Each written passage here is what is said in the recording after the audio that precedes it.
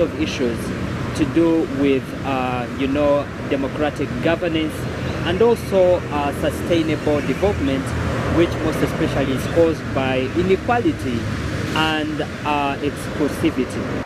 Today on the show, I'll be talking to young people who are going to help us understand today's topic and what do they understand by democracy and how do they think as young people can be able to contribute to its growth in our country.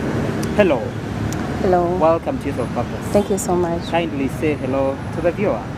Hello to our viewers. I'm so privileged to be part of this show and thank you for viewing. Thank you so much. First of all, when we talk about democracy, someone is going to be thinking it's a topic to be talked about by politicians, the big people and stuff. It's a myth that I think we need to break and help the youth also be able to contribute to this kind of governance that can help our countries, nations to be transformed. Basically, what does it mean by democracy? First of all, my name is I'm a law student at Uganda Christian University. We talk about democracy in different ways and how people understand democracy. Democracy, I understand it as the rule of people, whereby a government uses the people to engage in its governance. We see it taking place in different spheres of governance, and so as to our country, it is also enclosed in our constitution, the 1995 constitution, which is current. We see this in Article 1 of the constitution, where it provides that power belongs to the people. By this it means that all the people of Uganda have to engage themselves in the governance of the country, and that is democracy according to me. Democracy comes from a Greek words which are demos, kratos, which means the power of the people or the rule of the people. Demos means the power of the people or the people, and then kratos means the rule of the people actually. For democracy, when someone talks about democracy, this means it is seen in different ways. It has different types, but the major ones are there is direct democracy and indirect democracy. With direct democracy, it is when the people themselves engage themselves in the governance themselves. Then for the case indirect democracy, it can also be called representative democracy. This is where the people choose other people to lead them, to represent them. This can be seen like when the people choose the members of parliament. That's why we have elections, basically. Yeah, exactly. That's why we have elections, and this is basically in Uganda and other countries that have democracy. So, but with this governance, this democracy, we see people being elected to come and represent others. Let's say, where in my home district where I come from, we have a member of parliament that represents us. So he takes our opportunities, our opinions and suggestions to the parliament into a government, and that is democracy. For a country to have democracy, it has several characteristics. Before we go to the characteristics that a country should have, yes, please, in order for someone to determine whether they have democracy or not, is democracy basically about politics and stuff? Because where we even see activists and stuff speak about democracy, it's usually about the politics. So maybe it's about inclusiveness in the political space and stuff. Is it so much about politics, not about the welfare of the people?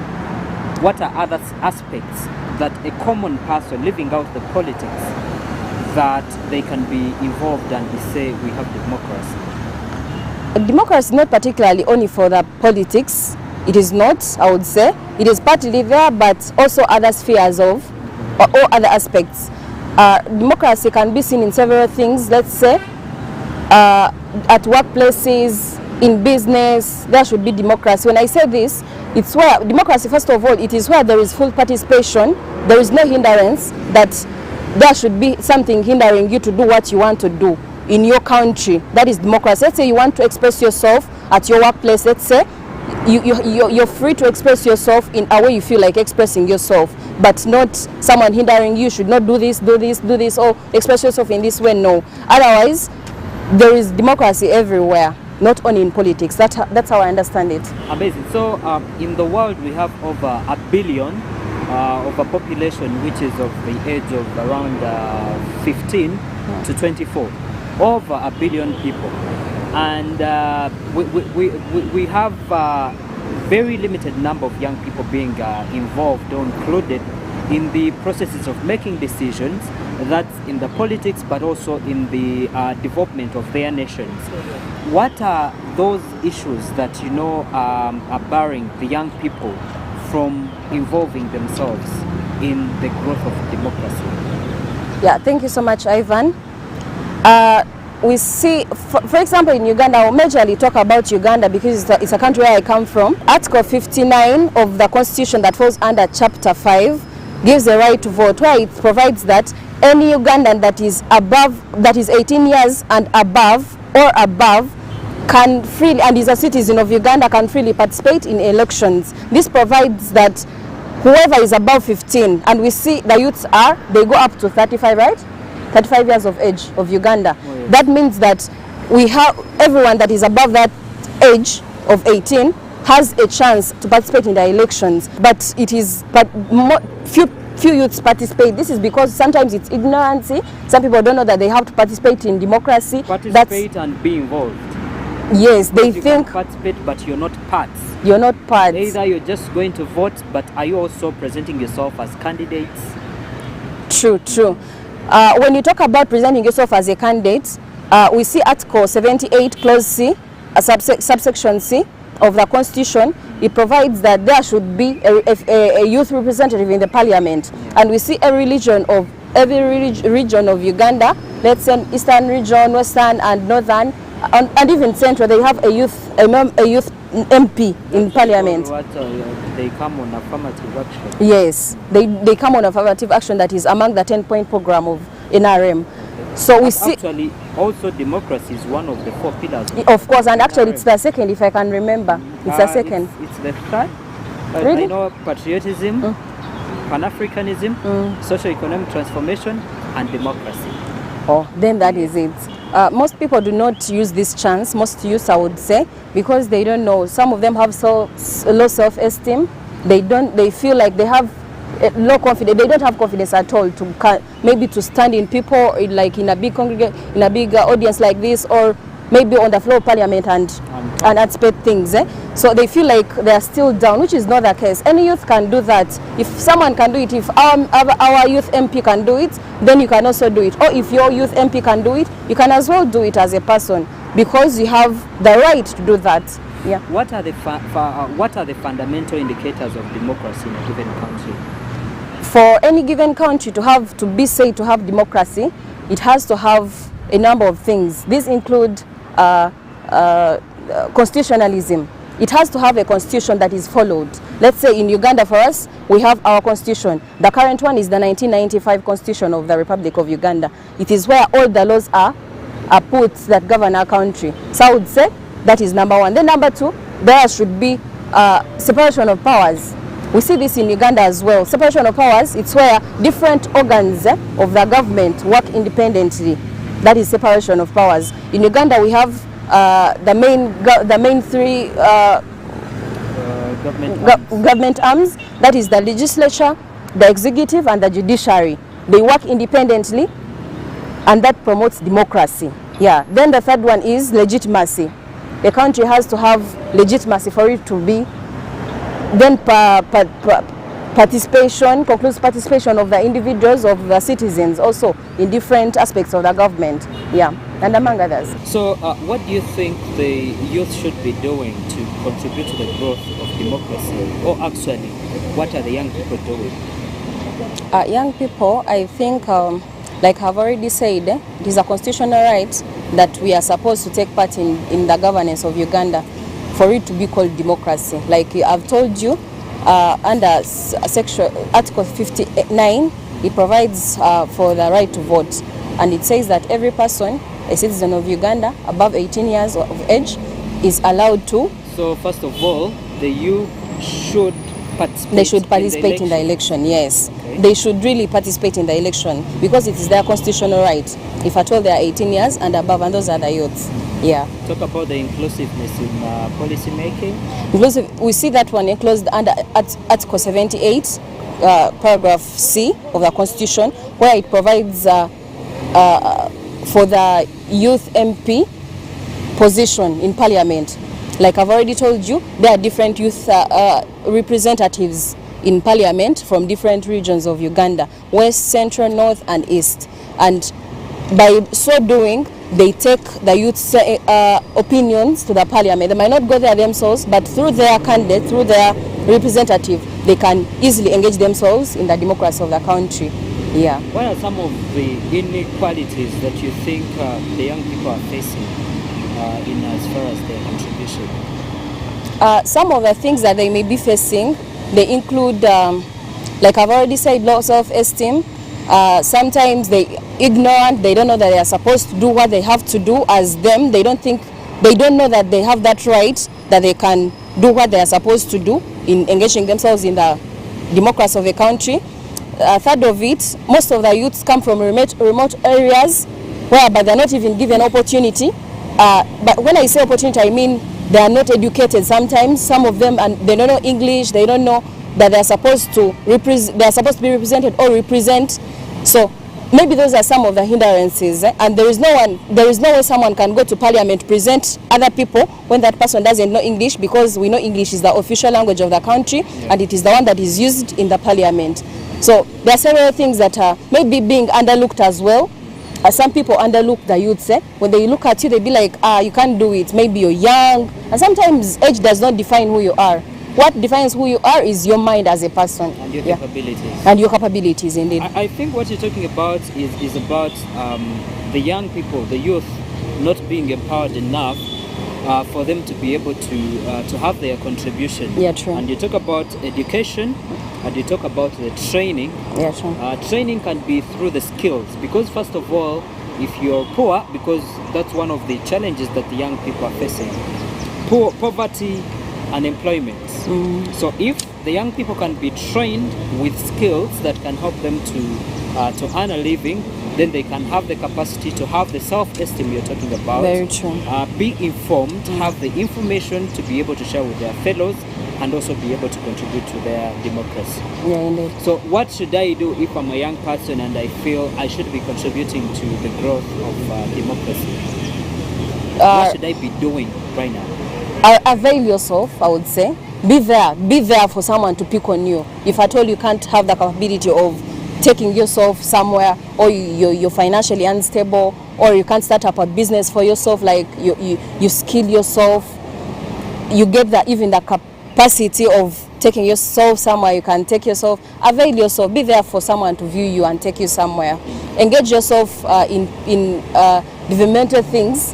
Put yourself in places like, try to put yourself in a way that you can understand what is taking place in the country. Let's say if it is elections, participate in the elections, because it's a constitutional right. Take place in the elections, do the voting, and many others. Okay. Thank you so much. What other message do you have for the young out there in as far as the growth of democracy is concerned? What I can tell the young youths that are out there, be you, be yourself, love what you're doing, avail yourself, have confidence in yourself. No one should look unto you, no one should underlook you, because you can do it. If any other person can do it, then you can. Make sure you're in the know, because there is nothing that beats you if you know what you're doing. Nothing can beat. If you're informed, nothing can beat you. Be in the know of everything. Make sure you do everything to know, to show that you know it. And more so, nothing can define you apart from your capability and your knowledge of thinking. That's what I can tell you. Thank you so much, Lisa, for speaking to us. And I believe the young people out there and Ugandans have been able to learn from your deliberations. Thank you so much for coming to Youth of Purpose. You're welcome. And you are very smart. Thank you so much. Yes, that's it from Lisa. We'll be right back. And when we come back, I'll be having a gentleman who will also take us through what he understands by democracy, but also at the roles that the young people can be able to play in the growth of democracy. We'll be right back. Youth of Purpose. Welcome back to Youth of Purpose. My name is Ivan Tumukunde, and get onto our social media platforms to engage in this discussion we are talking about the role of youth in the growth of democracy. What do you think the young people should be doing to make sure that they contribute to the growth of democracy in Uganda, and what are those barriers that you think are facing, and what can be done to make sure that all those challenges are solved? Today, all over the world, the youth might be looked at as unqualified. Sometimes they are using informal, localized, or some might call them, that they are using untraditional means of, participating, let it be in politics or in socio-economic transformation.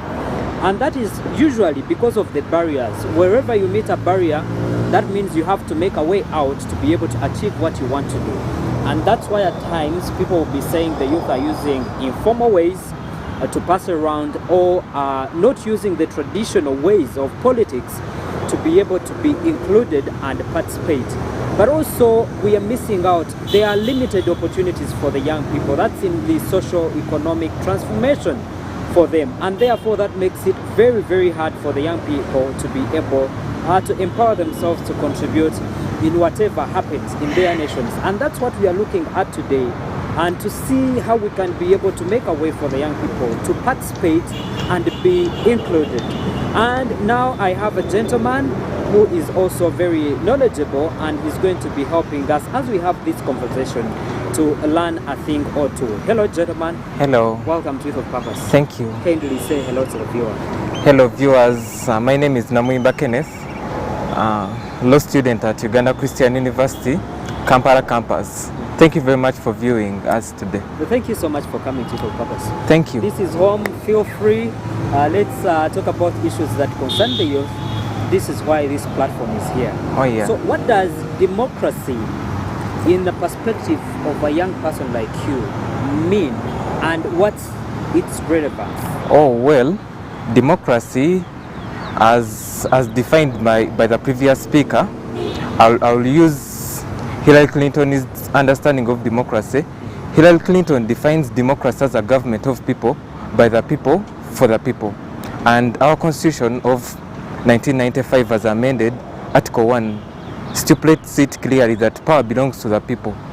Okay. You get it? So power belonging to the people, and Article 59 of the Constitution saying that all people aged 18 years should engage in voting to choose their leaders, to choose how they are supposed to be led, to choose the policies which are to be followed. And so when I talk about democracy, I want the young people to adapt other mechanisms rather than demonstration and riots. They should engage in a popular vote, which might be the informal ways, yeah, that people say we are using in order for us to be included. Yeah, so they should get rid of radical characters and extremism, but instead embrace democratic manners, which include voting for the leaders. And when you vote for a leader, you cast your vote and choose how you're supposed to be led. Might say using radicalism is also their right, and it's a form of democracy. Where there is democracy, then they have a right to use whichever means for them to be able to participate. But of course, the Constitution, which is the grand norm as earlier talked about, and it's the supreme law of the land, provides that power belongs to the people, and the people should exercise their power in conformity with the Constitution, with the law. Okay. So any other means which are inconsistent with the Constitution, then they are null and void. Okay. So we should embrace democratic manners as far as... How much sensitization is done is in as much as helping the youth understand what democracy is, and helping them to understand how they can be able to participate? Of course, when you go back to, I'll use Uganda as a case study in as far as democracy is concerned. When you look at our schools, high schools, we have clubs such as patriotic clubs, and in these clubs, these are young people, these are youth, telling young people, educating themselves and sensitizing themselves on the mechanisms and on how to develop a spirit of nationalism in as far as loving their country is concerned. And in this aspect, we shall see young people shunning, getting rid of radicalism, as earlier talked about, getting rid of extremism, but developing a love for their country, that if for example you want to change a government, you should engage in a popular vote rather than riots, which in turn destroys the image of the country. What if people are rioting because they've been, deterred from their right of maybe doing campaigns and stuff, so that they have a right to demonstrations and riots? Okay, I think demonstration is different from rioting, isn't it? But of course, our country, we don't. But where do you draw the line and say these are demonstrators and these are rioters? I think they are more or less similar. They are kind of the same. Okay. Yeah, because only that demonstration is provided for in the law. Yeah, but rioting involves destruction of property. But there is violence in rioting. Yeah, but of course, when you talk about someone rioting or demonstrating because they have been denied access to campaigning, we follow the law.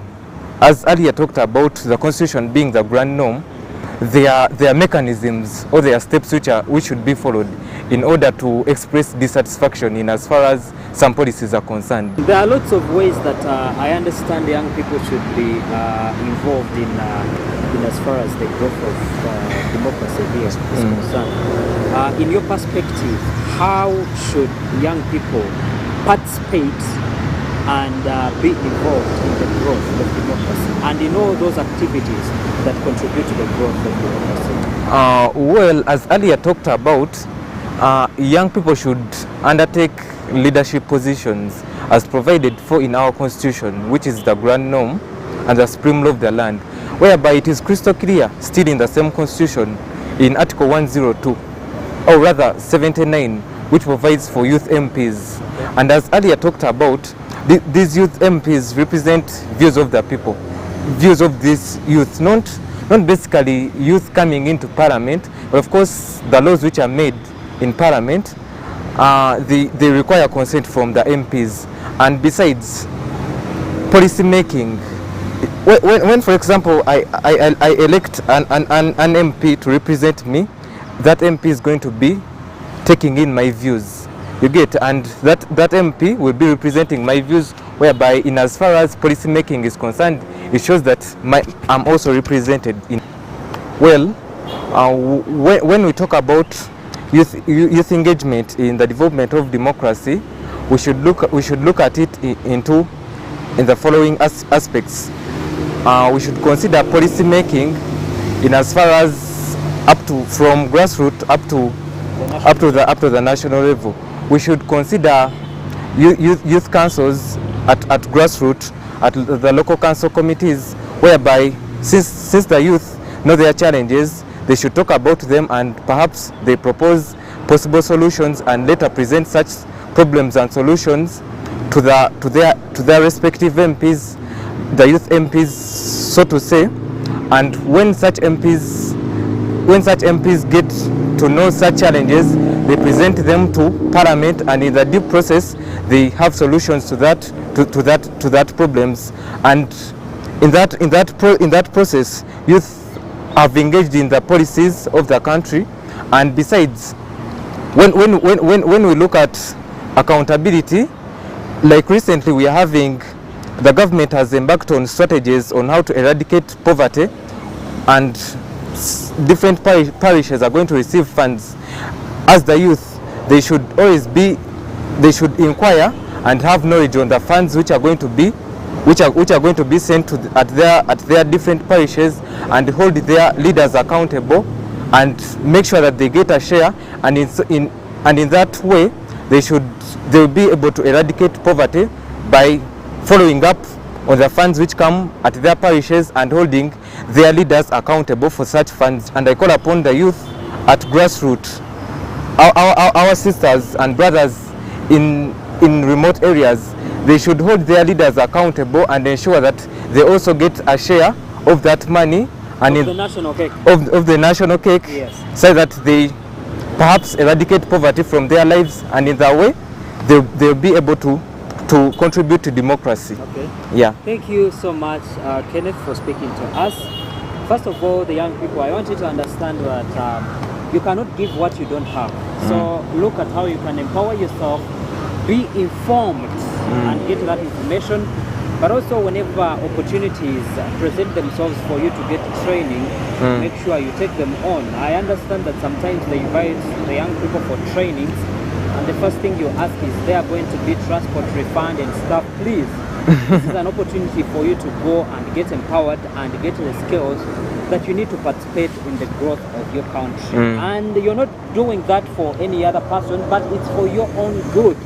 So make sure that you take up all those opportunities. And definitely the moment you participate and make yourself get included in all the activities that help your communities to develop, don't only look at the national level, but what are you doing at your communities, in your village? What are you doing to make sure that the people you're living with at your home, you become better? And all that is what is going to have a transformative kind of, multiplication impact at the national level. If we are having families that are thriving economically, then definitely we are going to have a nation that is also thriving. And when we talk about, democracy and stuff, definitely we might think that for us as the young people, we have embraced democracy. But what is happening in your, in your local councils? Do you have transparency? Is there accountability? Of recent, I was seeing there was a shadow cabinet. Some people saying we are shadow cabinet for the National Youth Council. So you can imagine there are no old people in the National Youth Council. They are only young people. So it doesn't matter. It's not about the age. But if you empower yourself and do the fundamentals that we need, accountability, transparency, inclusiveness, fairness, equality, all that will help us to make sure that democracy is developed in our country. I thank you so much for watching this show. My name is Ivan Tumukunde. Get onto our social platform and give us what you think and what your perspective is about today's topic. Follow me on all my socials at Twitter, on Twitter at I_Tumukunde, on Instagram I_Tumukunde, Facebook Tumukunde. I thank you so much for watching this show. See you next time. Youth of Purpose.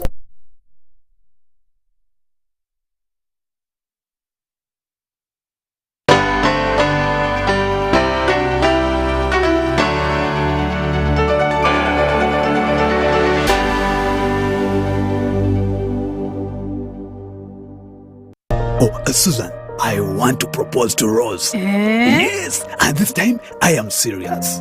Have you guys had sex? Duh, of course.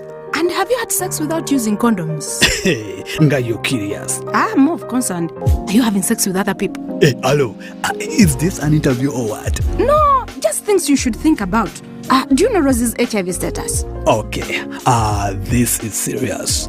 Should I be worried? It is actually serious. Do you know your HIV status?